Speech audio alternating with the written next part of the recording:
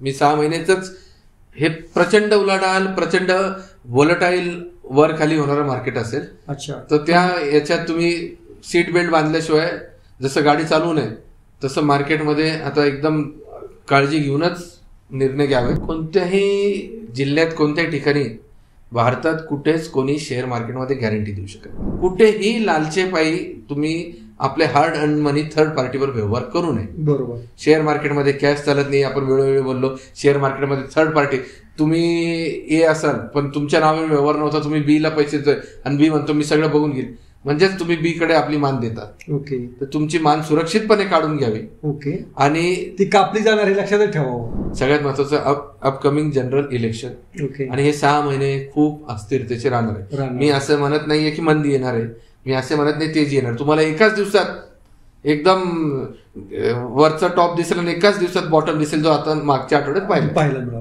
15 ते 16% CAGR compounded average growth rate मध्ये happy असाल, 12 ते 15%, तर तुम्ही या कंपनीमध्ये गुंतवणूक करा. वर्षानुवर्ष हे तुम्हाला धोका देणार नाही. पडत्या मार्केटमध्ये तुमचा बीपी वाढवणार. चायनापासून सगळे प्रॉब्लेम संपतात. केमिकलची जी प्राइसिंग पॉवर कमी होत चालली होती, I am talking about chemical as a commodity, not chemical as a share market. तर ती एंड प्रोडक्टची डाऊन सायकल संपताना दिसत आहे.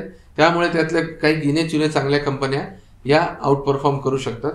नमस्ते, मी योगेश कुटे. अबकी बार शेअर बाजार या कार्यक्रमामध्ये आपल्या सर्वांचं मनपूर्वक स्वागत. आज आपल्यासोबत नेहमीप्रमाणे चर्चा करण्यासाठी आहेत इक्विबुलचे संचालक श्रीनिवासजी जोखोटे. श्रीनिवासजी, आपलं मनपूर्वक स्वागत.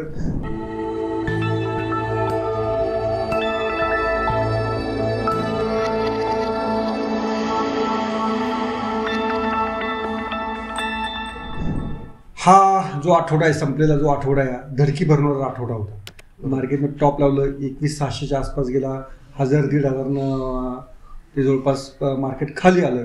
तर धडकी घ्यावी असं वातावरण आहे. कोणत्याही जनरल इलेक्शनच्या आधी 6 महिने दर्शकांनी एक निश्चित लक्षात ठेवा, जसं आपण विमानात बसल्यावर खुर्ची की पेटी बांधलीची आहे. आता 6 महिने हे there is always uncertainty in the market. आता there is only one certain thing in market की देर वुड बी अनसर्टेनिटी, म्हणजे अनिश्चिततेचं वातावरण हे कायम असणार आहे. आणि हे जे मागच्या आठवड्यात आपण पाहिलं कसं असतंय, इंडेक्समध्ये फॉल 1.5% होता, मिड कॅप इंडेक्समध्ये फॉल 3% होते. पण त्या दिवशीचा टॉप, ज्या दिवशी मार्केट पडलं होता 1000 पॉईंट, त्या दिवशीचा अनेक शेअर्सचा टॉप आणि लो यातलं अंतर 10%, 12%, 18% होतं. काय आलं योगेशजी, मागच्या जवळपास एप्रिल महिन्यापासून शेअर मार्केटमध्ये अतिशय सहज पैसे बनले. जेव्हा जेव्हा असे अतिशय सहज पैसे बनतात तेव्हा तेव्हा होणारा अपघात म्हणजे येणारी मंदी ही तुमचे अतिशय सहज पैसे काढून घेऊन जाणार आहे. त्यामुळे येणारे 6 महिने असे धक्के, असे आपल्याला रोडवर गतिरोधक याची सवय ठेवा. आणि 6 महिने तुम्हाला असे अनेक शेअर बाजारात झटके पचवावे लागतील. ओके. अच्छा. ती मानसिकता असेल तरच तुम्ही आता 6 महिने सहन करू शकता. मग याच्यामध्ये अनेकांना असं वाटतं की अरे आता जे गेल्या महिन्यात ज्या शेअर मार्केटमध्ये उतरले किंवा आता नुकतीच ते शेअरमध्ये खरेदी केलेली आहे, त्या शेअरचे भाव खाली केलेले आहेत, अशा वेळी स्ट्रॅटेजी काय ठेवायची? ज्यांनी खरेदी केलेला त्यांनी काय करायचं? पहिली गोष्ट तर आपण मागच्या एपिसोडमध्ये बोललो, त्याच्या आधी सुद्धा लॉंग टर्मचा अर्थ 5 ते 6 वर्ष. आणि तुम्ही चांगले शेअर घेतले तर भारताचा हिस्टॉरिकल डेटा काढा शेअर मार्केटचा 1999, 2004 पासून, विशेषतः 2004 पासून. तर हे मार्केटने हा तर काहीच नव्हतं, याच्यापेक्षा मोठे मोठे धक्के मार्केटने फसवले. लेहमानचा सगळ्यात मोठा लेहमान क्रायसिस पडला, सबप्राईम क्रायसिस 2008, 21 जानेवारी 22 जानेवारी 2 सेलर लॉक लागले ते. 2004 मध्ये गव्हर्नमेंट चेंज होऊन जेव्हा युपीएचं पहिल्यांदा आलं तेव्हा सेलर लॉक लागला होता. आणि सगळ्यात मोठा झटका रिसेंटली कोविडचा.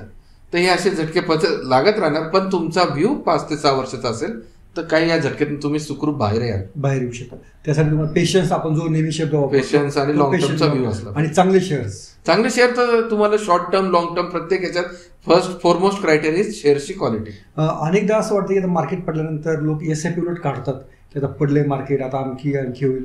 तर SIP थांबवायची की SIP वाढवायची? पडलेल्या मार्केटमध्ये काय करायचं? SIP म्युच्युअल फंड मी जरा जास्त ट्रॅक करत नाही, पण जेवढं वर्षानुवर्षाचा परफॉर्मन्स दिसलाय, पॅनिकमध्ये SIP काढण्याचं कारण नाही. SIP ही लॉंग टर्म, म्युच्युअल फंडचं लॉंग टर्म तर अजून लॉंग टर्म आहे.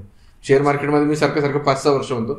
SIP फलद्रूप व्हायला तुम्हाला 8-10-12 वर्ष द्यायला पाहिजे. आणि SIP काढायची चूक पॅनिक असताना करू नये. उलट पक्षी पैसे असतील आणि मार्केट जर पडलं आणि SIP मध्ये जर तुम्हाला वाढ करता आली तर ती तुम्ही मंदीत केली पाहिजे. आपण गेले 2 पार्टमध्ये असं बघतो आहेत की जास्त परताव्याचं जास्त व्याजाचं आमिष दाखवून शेअर मार्केटमध्ये लोकांना पैसे गुंतवायला लावायचे आणि त्या प्रकारावर आपण बोलतो आहोत, लोकांना सावध करतो आहोत. तरी नगर जिल्ह्यामधल्या शेगावमध्ये असा एक प्रकार तुमच्याही कानावर आलेला असेल की अशा मोठ्या प्रमाणात 8% 10% अशा महिना व्याजानं स्कीम सुरू आहेत आणि लोक ते आता सांगतात की होय, ज्यांनी पैसे घेतले ते असं सांगतायत कोणी या आणि पैसे घेऊन जा आणि मोदींच्या गॅरंटीपेक्षा आमची गॅरंटी जोरात चालते असा एक दावा ते करतायत. तर अशा दाव्यांना लोकांनी भुलावं का? कोणत्याही जिल्ह्यात कोणत्याही ठिकाणी भारतात कुठेच कोणी शेअर मार्केटमध्ये गॅरंटी देऊ शकत नाही. आणि आपण 2 एपिसोड झाले, आपण फायनान्शियल अवेअरनेस आपला आर्थिक त्यांची जागरूकता वाढावी हे आपलं हेतू आहे. त्यामुळे लोकांना एक निश्चित जाणून घेणे, या जगात जर सगळ्यात जास्त जोखीमचा व्यवहार असेल तर तो शेअर मार्केट. बरोबर. अनलेस अँड अंटिल तुम्ही डीप अभ्यास करत नाही, फंडामेंटल्स चेक करत नाही, कंपनीचा बॅकग्राऊंड बघत नाही. आणि त्यामुळे शेअर मार्केटमध्ये मी मागे अनेकदा बोललो, राकेश झुंझुनवाला जेव्हा होते किंवा आत्ताचे सुद्धा जे मोठे मोठे नाव आहेत, no one can give you assured returns. बरोबर. त्यामुळे तरी ते छाती ठोकपणे सांगताय, तर त्यांच्या छाती ठोकपणाचा अर्थ लोकांनी काय घ्यायचा? लोकांनी उघडा डोळे बघा नीट या उक्तीप्रमाणे शेअर मार्केटमध्ये फिक्स रिटर्न अजिबात नाहीये.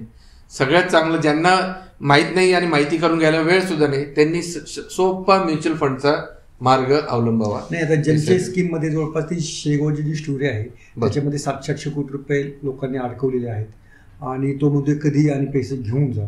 तर या त्याच्या वाक्याकडे लोकांनी कसं पाहिजे? शेअर मार्केटमध्ये त्रयस्थ माणसाकडे पैसे दिलेच नाही पाहिजे. तुमच्या नावाने तुमच्या अकाउंटवर ट्रेड होत असेल तरच शेअर मार्केटमध्ये केलं पाहिजे, अन्यथा आपली इन्व्हेस्टमेंट पहिल्या गाडीने मोकळी केली पाहिजे. बरोबर. कारण की तुम्ही मागं नसेल त्या लोकांना जर जेव्हा येईल तेव्हा पैसे घेऊन जातात, त्या लोकांनी पैसे घ्यायला जायला पाहिजेत. एकदम 1001% उद्या मार्केट मंदी झाली किंवा काही कोणतेही कारण तुटले तर तुम्ही काय करणार? पहिली गोष्ट तर तुमच्या अकाउंटमध्ये तुमच्या नावाने व्यवहार होत आहेत का? शेअर मार्केटचे व्यवहार हे थर्ड पार्टी व्यवहार होणे अलाउड नाहीये सेबी प्रमाणे. तुमच्या नावाने तुमच्या अकाउंटमध्ये व्यवहार होतं का हे बघणं गरजेचं आहे. केवळ शेवगाव नव्हे, कुठेही लालचेपायी तुम्ही आपले हार्ड अर्न मनी थर्ड पार्टीवर व्यवहार करू नये. बरोबर. शेअर मार्केटमध्ये कॅश चालत नाही. आपण वेळोवेळी बोललो, शेअर मार्केटमध्ये थर्ड पार्टी, तुम्ही ए असाल पण तुमच्या नावाने व्यवहार नव्हता, तुम्ही बी ला पैसे देतोय आणि बी म्हणतो मी सगळं बघून घेईल, म्हणजेच तुम्ही बी कडे आपली मान देतात. ओके. तर तुमची मान सुरक्षितपणे काढून घ्यावी. ओके. आणि ती कापली जाणार हे लक्षात ठेवावं. जे हिस्टोरिकल जे उदाहरण आहेत, मोतेवार तो शेअर मार्केटमध्ये नव्हता, पण जे जे तुम्हाला फिक्स रिटर्न, तुम्हाला काय मी हे करून देतो, तुमचे पैसे द्या, ते सगळं तेच होतं. केबीसी घोटाळा खूप मोठा नाशिकचा गाजला होता. त्यांना आत्ताच काहीतरी मला वाटतं सुटका झाली त्यांची 6 महिन्यापूर्वी. तो गाजलेला घोटाळा आहे. असे वरचेवर घोटाळे होतात. सारदा चिट फंड देशात खूप गाजला, तो पण असाच एक प्रकार. असं गरजेचं नाही की ते पैसे ते शेअर मार्केटमध्येच लावतात. तुमचे पैसे घेऊन कोणी वाढीव परतावा देण्याचं आमिष देतं, म्हणजे तुम्ही मस्तपैकी त्या जाळ्यात फसतात. ओके. त्याच्यामध्ये म्हणजे बाजारभावापेक्षा कोणी पतसंस्था जर जास्त भाव देत असेल, कोणती बँक जर जास्त भाव, म्हणजे एक ॲबनॉर्मल परतावा जर देत असेल बरोबर, तर तो तिथे धोका आहे याची कल्पना प्रत्येक गुंतवणूकदार. एकदम सोपा क्रायटेरिया जे आपण वेळोवेळी बोलतो. 8% बँकेत, 5 ते 6%, 7% गोल्डमध्ये, मग हे 15-20% महिना, 5% मी म्हणतो महिना 1.25% काढायला सुद्धा घाम येतो. म्हणजे 15% वार्षिक सुद्धा अवघड आहे. असं असताना हे 5 ते 10% कोणी देत असेल ते सगळं आपल्या समजण्याच्या पलीकडे. आणि जिथं आपले लॉजिक संपतात याचाच अर्थ काहीतरी तिथे काहीतरी घोटाळा आहे, पाणी मुरते, हे आपण लक्षात ठेवलं पाहिजे. श्रीनिवासजी, या जो आठवडा आता वर्ष अखेरीकडे आपण आहोत, तर अनेकदा असं म्हणतं की अमेरिकन युरोप मार्केटमध्ये सुट्ट्या असतात, FIs म्हणजे ज्या परदेशी गुंतवणूकदार आहेत ते आपल्याकडे येत नाहीत, तर त्याचा काय बाजारावर परिणाम होतो का? हे लॉजिक मला इंडिव्हिज्युअली पटतच नाही. आता आपण इथं एकीकडे AI artificial intelligence system driven व्यवहाराची गप्पा मारतो आणि कोणाच्या सुट्टीवर, उदाहरणार्थ माझा कोणी क्लायंट सुट्टीवर गेला, पण त्याने मला इंटिमेशन दिलेलं असतं की काय भावाला आलं तर काय करायचं, घ्यायचं किंवा विकायचं, किंवा त्याने त्याच्या मोबाईलवर आधीच ऑर्डर लावलं असतं, प्री मार्केट जसं म्हणतो. त्यामुळे असं काही सुट्टीचा माहोल असल्यामुळे वगैरे नाही. परंतु बाकी वेगवेगळे कंगोर आहेत. रेड सीचा एक विषय तो एवढा आहे. त्याच्यानंतर मध्ये क्रूड फ्लक्च्युएट होत असतं आणि आपल्या भारताला आपले इंडिव्हिज्युअल विषय आहेत. सगळ्यात महत्वाचं अपकमिंग जनरल इलेक्शन, आणि हे 6 महिने खूप अस्थिरतेचे राहणार आहे. मी असं म्हणत नाहीये की मंदी येणार आहे, मी असे म्हणत नाही तेजी येणार. तुम्हाला एकाच दिवसात एकदम वरचा टॉप दिसेल आणि एकाच दिवसात बॉटम दिसेल, जो आता मागच्या आठवड्यात पाहायला मिळाला. तर असा व्होलटाईल ज्याला आपण म्हणतो की तो चढ उतार आपल्याला सातत्याने या पुढच्या 6 महिन्यामध्ये 4 महिन्यामध्ये अनुभवस येणार आहेत. तर अशा चढ उतारामध्ये व्होलटाईल मार्केटमध्ये सामान्य गुंतवणूकदारांना काय करायचं?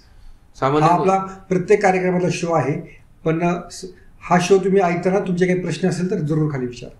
हा एकदम सामान्य माणसांनी वारंवार मी जे सांगतो, ज्याला वेळ नाही त्याने म्युच्युअल फंडद्वारे करावे, आणि ज्याला अभ्यास करायला जमणारे, वेळ द्यायला जमणारे, त्याने दीर्घकालीन त्याचा व्ह्यू असताना विचलित होण्याचं कारण नाही, प्रोव्हाइडेड की he has invested in good stocks. What is the definition of good stocks? की ज्यांना काही हिस्ट्री आहे, ज्यांचं कॉर्पोरेट गव्हर्नन्स चांगलं आहे, जे एकदम चांगले प्रॉफिट मेकिंग आहे, आणि जे शक्यतो डेप्ट फ्री आहे.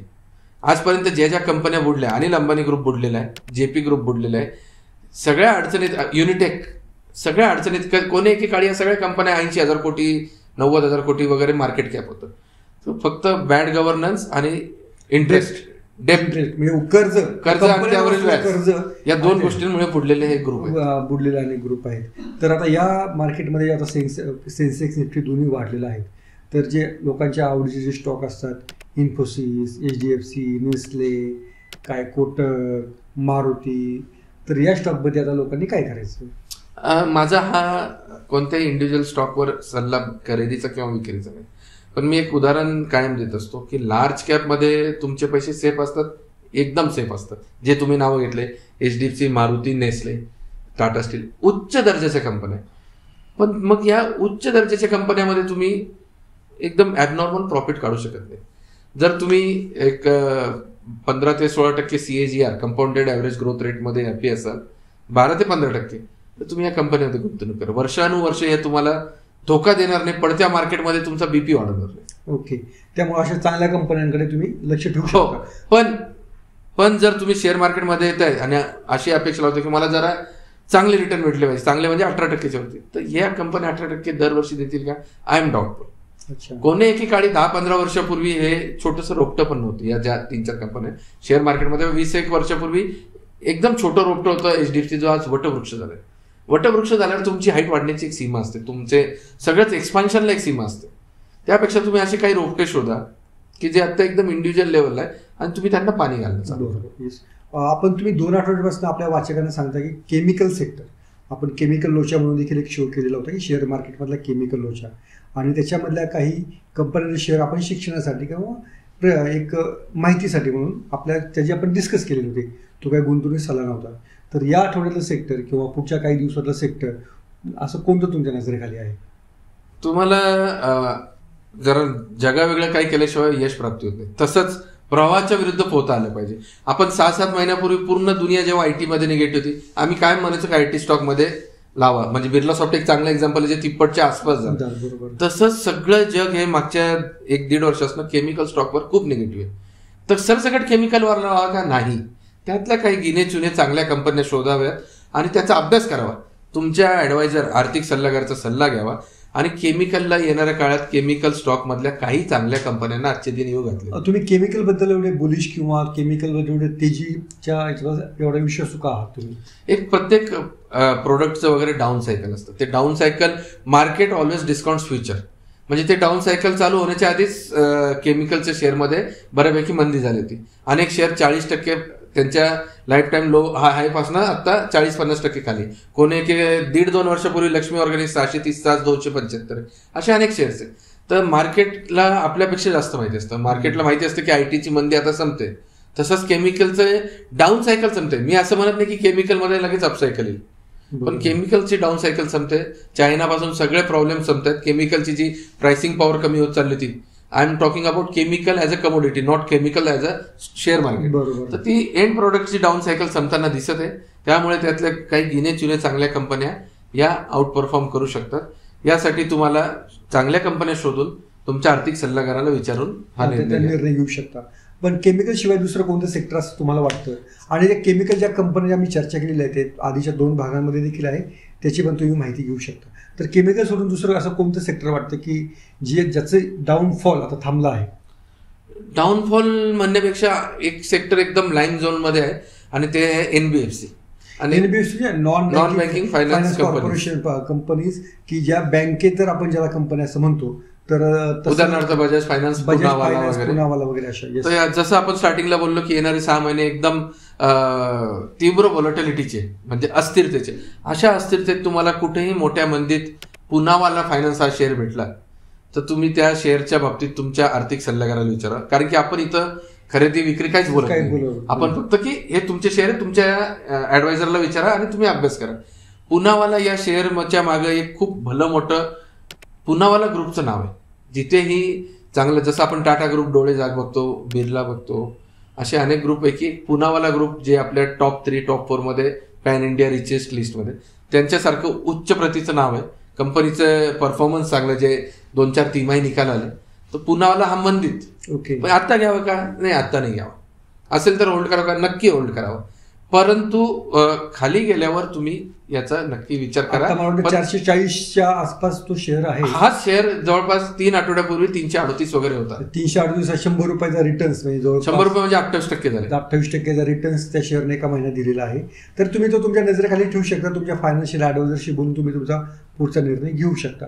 म्हणजे एनबीएफसी मधला पुना फायनान्स जो आहे, पुनावाला फायनान्स येणाऱ्या काळात, आता 12 वर्षात बजाज फायनान्सने कधीच कोणालाच दुःख दिलं नाही, शेअर निराश केलं नाही, आर्थिक पेन नाही दिलाय.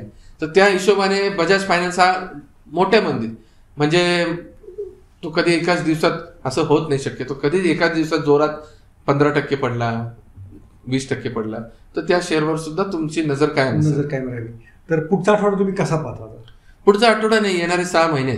मी 6 महिन्याच हे प्रचंड उलाढाल, प्रचंड व्होलटाईल, वर खाली होणारं मार्केट असेल. अच्छा, तर त्या याच्यात तुम्ही सीट बेल्ट बांधल्याशिवाय जसं गाडी चालवू नये, तसं मार्केटमध्ये आता एकदम काळजी घेऊनच निर्णय घ्यावे. कारण की आर्थिक लॉस झाला की तो भरून येण्यास खूप वेळ लागतो. तर नवीन वर्षासाठीचा एक महत्त्वाचा सल्ला श्रीनिवाजीने आपल्याला दिलेला आहे. तुमच्या काही शंका असेल तर नक्कीच व्हिडिओमध्ये आम्हाला विचारा. आणि तुम्हाला केमिकल सेक्टरविषयी जर शेअर पाहिजे असेल तर आमचे जुने व्हिडिओ आहेत, त्याच्यात याविषयी आम्ही सविस्तर डिस्कशन केलेलं आहे.